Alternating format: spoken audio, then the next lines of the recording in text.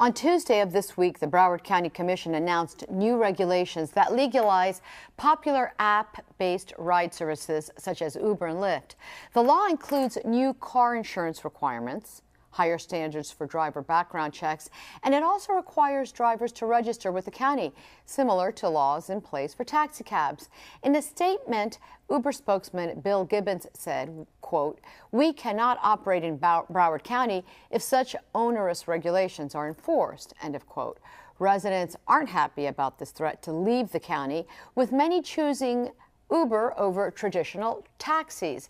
Residents have criticized the Broward cab system and have complained about dirty cars and unreliable drivers.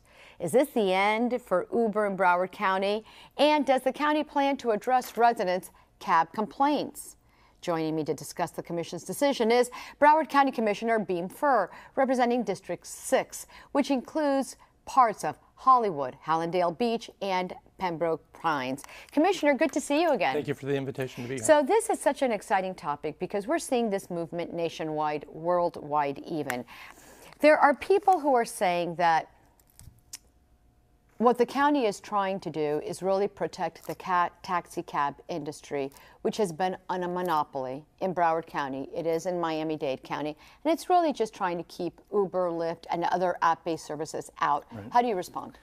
I don't think that's true. I don't think we're trying to protect that. I think what we're trying to do is create a modern motor carrier ordinance that provides the legal framework for Uber to be there. I think if you actually looked across the board, most of the commissioners really wanted to have Uber in there. I think all of us, I know my family uses Uber, my brother, my sister, my daughter. So we've heard from a lot of our constituents that they like this service. They like the benefits, they like the innovation.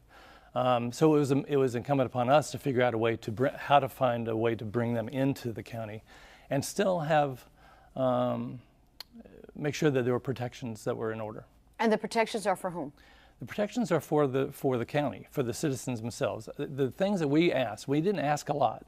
We did ask for background checks, but they do background checks themselves, and so they recognize the need for that. They actually, I think they told us that they actually only hire about 30% of the people that apply. So we're asking for. And when you say they, you mean? Uber. And I didn't get Lyft's statistics. I have Uber's, but so we're insistent on background checks as well. They're coming into. A lot of the rides are coming into to the airport, which is a regulated area. They're coming into the seaport, which is a regulated area. So you want to make sure you have background checks. Our main industry is tourism, and you want to make sure that when people get off the plane, they're not taken for a ride, literally. And you want to make sure that they're safe. Are you surprised that the taxi industry has been so loath to reform and modernize? People do complain that, you don't always have the cash on hand. The drivers may be unreliable. The quality of the car and the service can be iffy. I think the cab industry has been protected for many years, and I think that there has been some complacency. There has been, I think, the fact that we only give out certain number of medallions or permits has created kind of an artificial scarcity, which, there was room for innovation.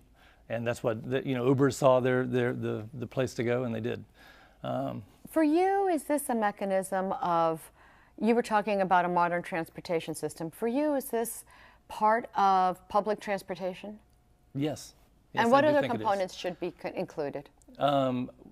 Background checks are obvious. We actually have our own bus drivers. They have to go through background checks. You want to make sure that. So you don't feel that any of these requirements are unreasonable? No. So why would Uber say, "No way, Jose, we're not doing this"? There are some reasons, and some of the reasons that they were very hesitant to let us do background checks, partly because they didn't want us to have their list of names, and the reason is because if that list of names is free to public access, if somebody does a Freedom of Information request and they get those, they can then take those names and then send those names to the insurance company and say, do you know that these drivers are driving for hire?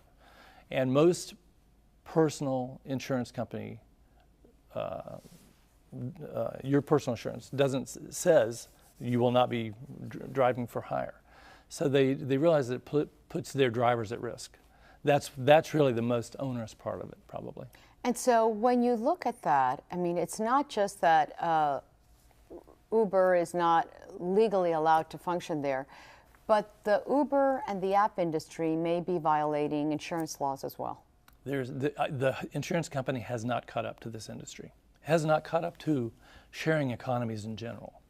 When you look at both Uber or you look at Airbnb or other industries, they have not figured out how to create a hybrid insurance. That's what you're going to be seeing, I think, coming up. And it's so fascinating because it's amazing because we know that technology is so quick and it's very difficult for brick and mortar industries to be able to adjust. But this is just the very beginning. You're going to be seeing Uber-style companies coming in to deliver packages to compete with UPS. That's go fetch. You know, you're going to be seeing all of these that are going to be competing, and competition is what this country has always been about. I recall when the U.S. Postal Service was not real pleased when they had FedEx and other competitors, but it actually made everybody become much more efficient, or not, and those that didn't, you know, went, you know, the way of decline. So where do you see the next step? Do you see Uber really walking away, or do you think they're just saying that and they're really going to come back to the table? I hope they stay, because I think it is a well, they're here. They're here. Whether they're legal or not, people are using them. Right, and I hope they will fall into our framework. I think we worked really hard for, honestly, it was like Uber Tuesday every Tuesday. Trying to figure out a framework for them to. What does it say to you if you don't come to an agreement? If the commission can't come to an agreement with an industry that's flourishing already?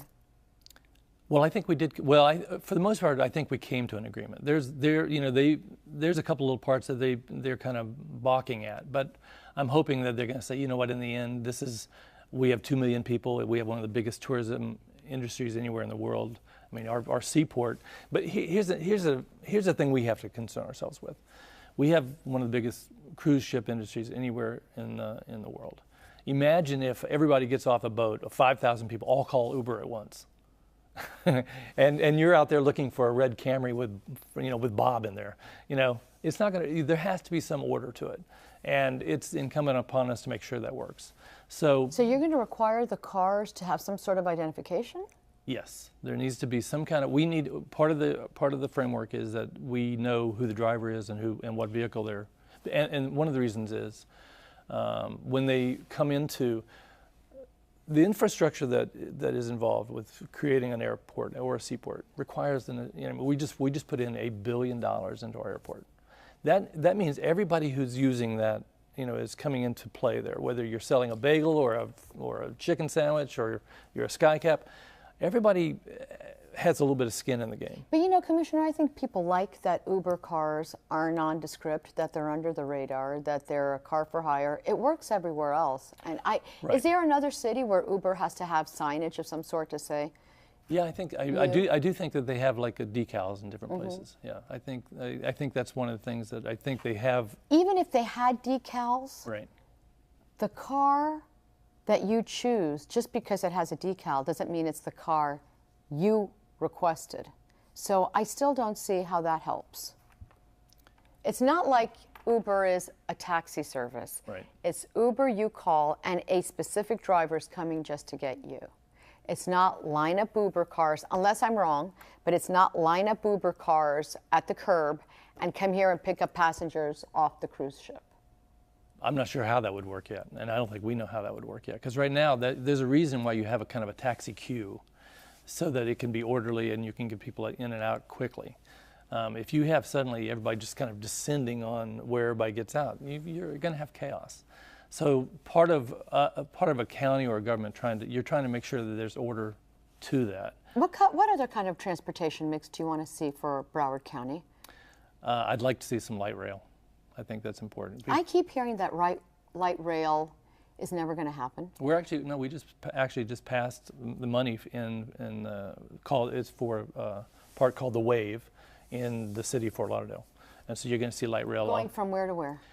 You'll actually see at some point connection to the airport and the seaport from the downtown itself. It's not there yet, but that's part of the overall plan. And it's federal dollars? Yeah, it's federal, it's state. local. And when City. do you envision? That's coming fairly quick. But when you say fairly quick, is it something that you can say you'll be writing it 5 years from now? Yes. Really? Yes. That is pretty darn quick. Yeah. And we're going to have you back a lot earlier than that to talk about hope so. transportation and more in Broward County. Thank you. Commissioner, thanks so much for joining me today on Issues. Thank you very much for the invitation.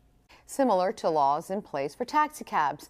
In a statement, Uber spokesman Bill Gibbons said, quote, "We cannot operate in Broward County if such onerous regulations are enforced," end of quote.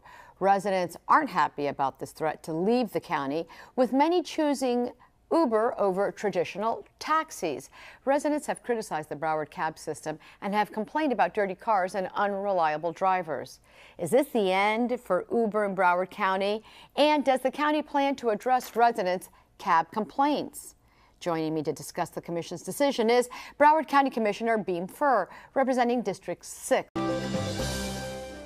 On Tuesday of this week, the Broward County Commission announced new regulations that legalize popular app-based ride services such as Uber and Lyft.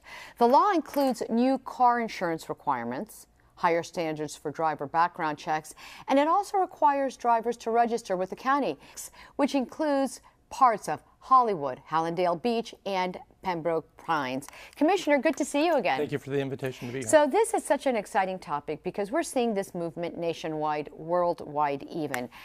There are people who are saying that what the county is trying to do is really protect the taxi cab industry, which has been on a monopoly in Broward County. It is in Miami-Dade County. And it's really just trying to keep Uber, Lyft, and other app-based services out. Right. How do you respond? I don't think that's true. I don't think we're trying to protect that. I think what we're trying to do is create a modern motor carrier ordinance